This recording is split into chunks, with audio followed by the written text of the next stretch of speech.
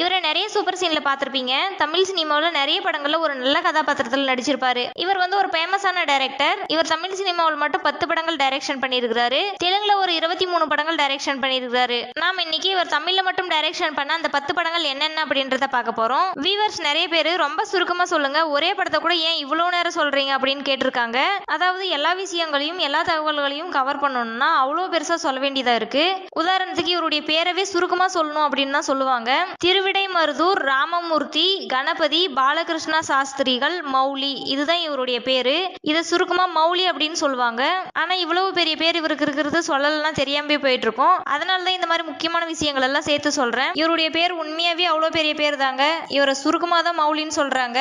இவர் முதல்ல 1980 ஒரு படம் டைரக்ஷன் பண்றாரு. இவருடைய முதல் படமே தமிழ்ல தாங்க டைரக்ஷன் பண்றாரு. மற்றவை நேரில் அப்படின்ற படம். இந்த படம் சுமாரா தான் போச்சு. இந்த வீடியோ நீங்க முழுசா பார்க்கணும்னா கீழே லிங்க் கொடுத்துருக்கேன், கிளிக் பண்ணி பாருங்க.